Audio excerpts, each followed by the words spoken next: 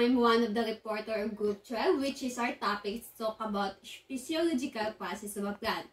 So this is one of the process of a plant, which is photosynthesis. So when we talk photosynthesis, it's the process by which plants use sunlight, water, and carbon dioxide. So kung mapapansin nyo dito sa example natin is using sunlight, nagkakaroon ng energy yung isang halaman para mas mag-grow pa siya. So, para mag-create ng oxygen and energy, so sa pamamagitan ng pagdidilig natin ng isang halaman, which is pagdilig natin, nagkakaroon ng energy yung isang halaman, and doon sa way na yon is nagkakaroon sila ng nakakakuha sila ng pagkain nila. So which is yun siya yung nagkakaroon na sila ng energy and also oxygen sa pamamagitan ng sunlight para mas mag-grow pa sila and also mas ma-develop pa yung paglaki nila. So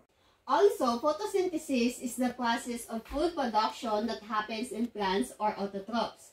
So, when stomata are the tiny openings or pores in the plant tissue that allow for gas exchange. So, ito na siya yung stomata kung saan makikita nyo sa isang dahon ng halaman, yung butas, is yun na siya yung tinatawag na stomata kung saan doon dumadaan yung nakukuha ng halaman na water or yung mga food na nakukuha nila, yung oxygen, nanggagaling yung energy na nakukuha nila. Yun yung tinatawag na stomata. So, inside the plant cell or small organelles called chloroplast. So, sa loob ng plant cells is meron tayong tinatawag na chloroplast. So, ito yung ang chloroplast is ito na yun siya yung kumukuha or nag-imbak ng energy na galing sa sunlight papunta sa ating plant. So, also, which store the energy within the thylakoid membranes of the chloroplast is a light-absorbing pigment. So, ito na yung tinatawag natin na chlorophyll. So, ang chlorophyll is responsible. So, ito na siya yung nagbibigay ng kulay sa isang halaman. So, kung mapapansin nyo sa halaman, sa seeds pa lang is wala pa siyang gaanong kulay. Kumbaga, seeds pa lang talaga siya, pero pag tumutubo na siya, unti-unti na siyang nag-grow, is nagkakaroon na siya ng kulay, which is yung kulay green. So, ito na siya yung tinatawag na chlorophyll. So, also, chlorophyll absorbs energy from blue and red light waves and reflects green light waves, making the plant appear green. So, sa chlorophyll is yun siya yung nakukuha natin sa sunlight, yung energy, yung carbon dioxide, carbohydrates, yung water, is doon lahat pumupunta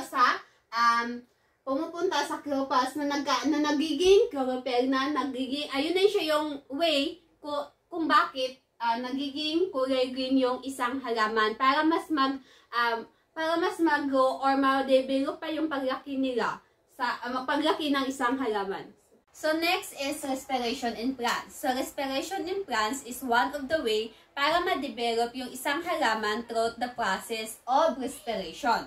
So which is ito na yung siyang tinatawag natin na glucose na pumupunta sa halaman or nakukuha ng halaman through photosynthesis using sunlight.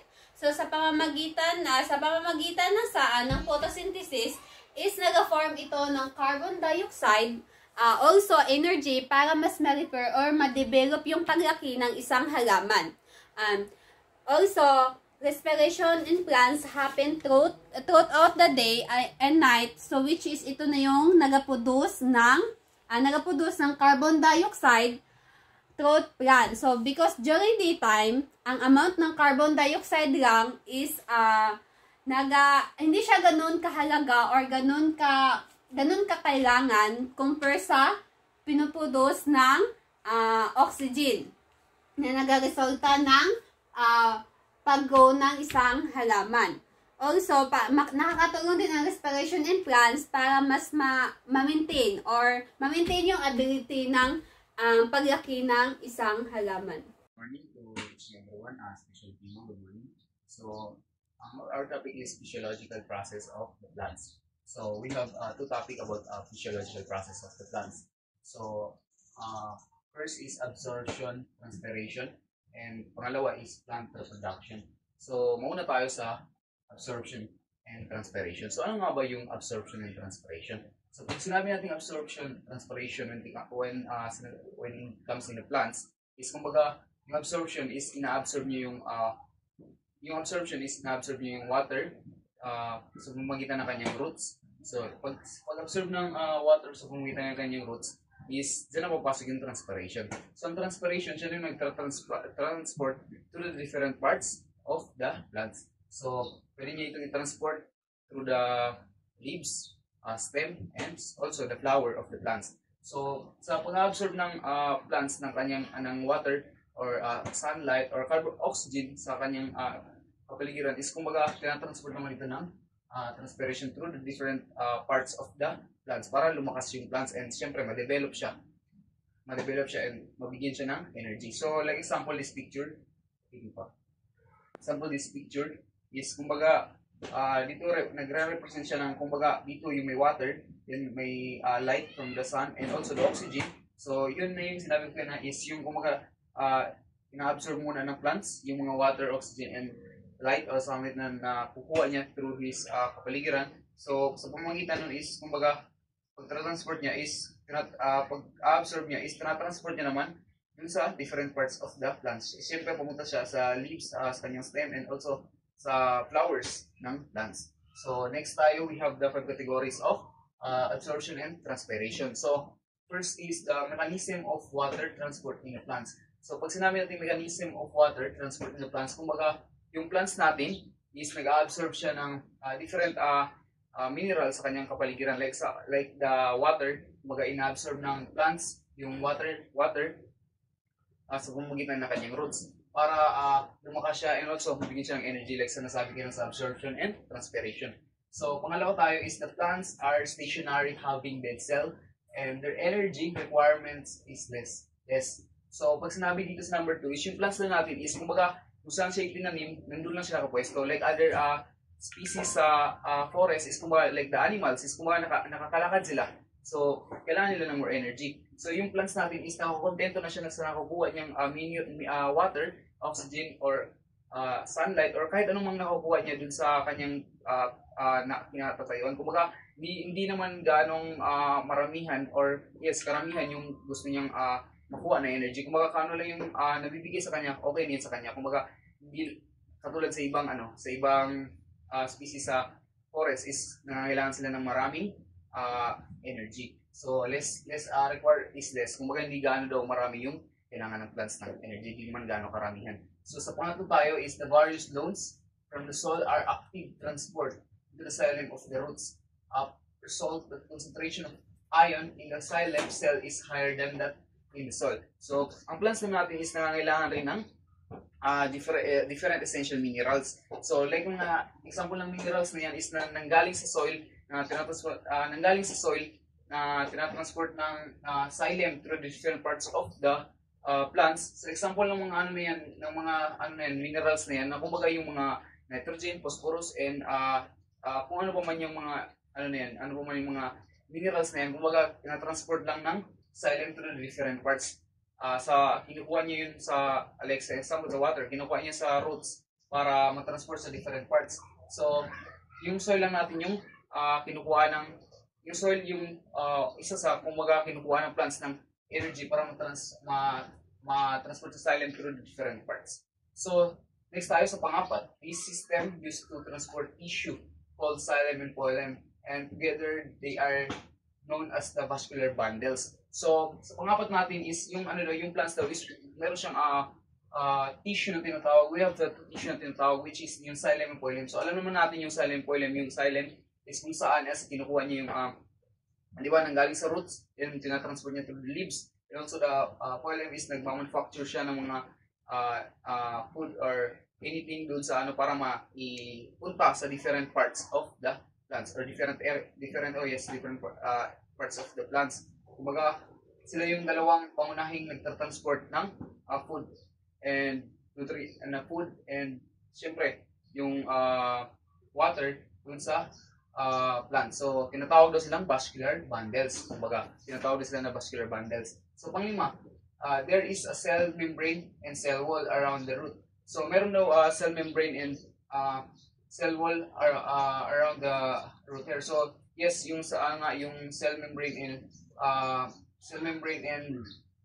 cell wall na tinatawag is kumbaga yun yung sila yung nakapalibot dun sa isang root. Kumbaga sila yung naka-protection dun sa root na sa root natin or dun sa root hair mismo in specific. Kumbaga sila yung naka-cover dun para protectionan yung mga roots natin. Next tayo is the plant reproduction. So bago tayo mag-proceed sa plant reproduction, i-clarify ko lang muna yung absorption and transpiration. So pag sinabi ng absorption and transpiration is we talk about kung paano magkuha yung plants ng energy and also paano niya ito mag-transport sa different structure sa mga kanyang leaves, sa kanyang stem, also then yung kanyang flowers, kung paano niya mag-transport doon. Yun lang yung sinasabing absorption and transpiration. So proceed tayo sa plant reproduction. So plant reproduction is, we talk about plant reproduction is, ito na yung kung saan is yung plant is paano tayo makakabuo ng new inspiring plants. Kumbaga paano tayo makakabuo nun ng, paano makakabuo ba ng another plants or flower, ganun. Then sa pamamagitan ng sexual reproduction and asexual reproduction. So we have six process siya ng kung saan is paano makakabuo ba ng isang plants. So first is the gemity formation. Gemity formation is pollen and ova form in the flower. So pag sinabi natin pollen is ito na siya yung male part of the flower. Na kung saan yung male part na yun is tinatawag natin siyang stamen. Then yung ova naman is yun na yung female part of the flower na tinatawag natin pistil. So pag naghalo yun sila is pag yung kumbaga naghalo sila is na makakabuo sila ng another form of the flower. So like example dito sa picture.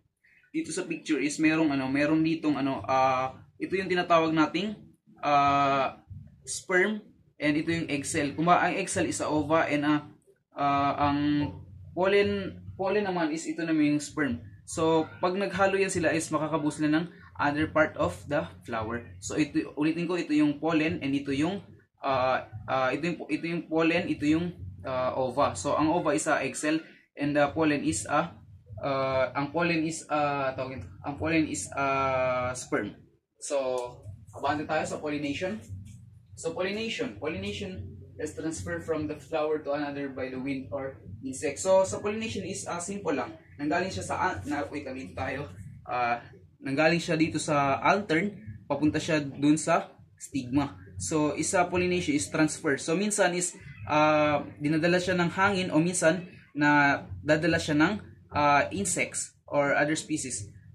Other species or yung mga ibon ganun nadadala siya is called about the pollination. Galing siya sa anther, papunta siya sa stigma. Ito about the pollination. So forward tayo sa fertilization. So fertilization, sa fertilization naman is pollen nucleus fused with the ova nucleus. So nasabi ko nga kanina ang pollen or the pollen grains na pollen grains kumbaga is yun yung male part of the flower and yung ovule is male. So sa male na yun is kumbaga ang fertilization is pupunta siya dun sa sa style and magfo-form magfo-form siya ng pollen tube. Kumbaga magfo-form siya ng pupunta yung nanggaling sa anther, pupunta siya ng stigma, then mag-form siya ng pollen tube, then pababa siya dun sa ovary and ovule. So sa pagbaba niya sa ovary and ovule, makaka-form siya ng papasok yung pollen grain dun sa ovule na yun yung female part of the flower, and pagkababa niya dun is makakabuo siya ng fertilization. So yun tinatawag natin na fertilization, yung pagbaba ng pollen grain papunta sa ovule na nanggaling sa anther is matatawag masasabi natin yun yung fertilization. So ito yung example ng picture para mas maintindihan natin.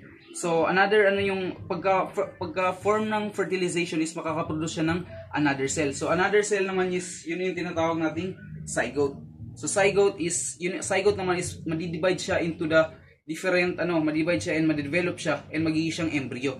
So yun yung embryo, yung embryo is yung embryo yung pinanggalingan niya yung zygote. So yung zygote is nagdi-divide siya, na-develop siya, so magiging na siyang embryo. Ang tawag sa kanya to yung plemule is yun yung part ng embryo and radicle. So yung radicle yung first root ng young plants, and also yung plemule is yun yung young leaves ng young plants.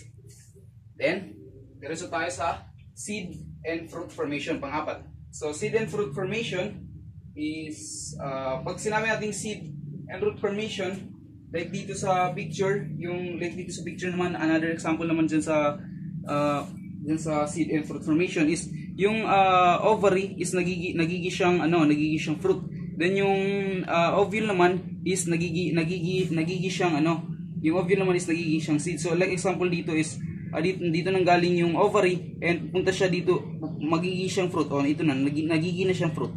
Then the ovule naman is nanggaling dito yung ovule through this, di ba itong ovule natin is a female part of the flower. So yung ovule natin is nakaka-produce siya ng seed. Yan, nakaproduce na siya ng seed. So yan lang yung seed and fruit formation.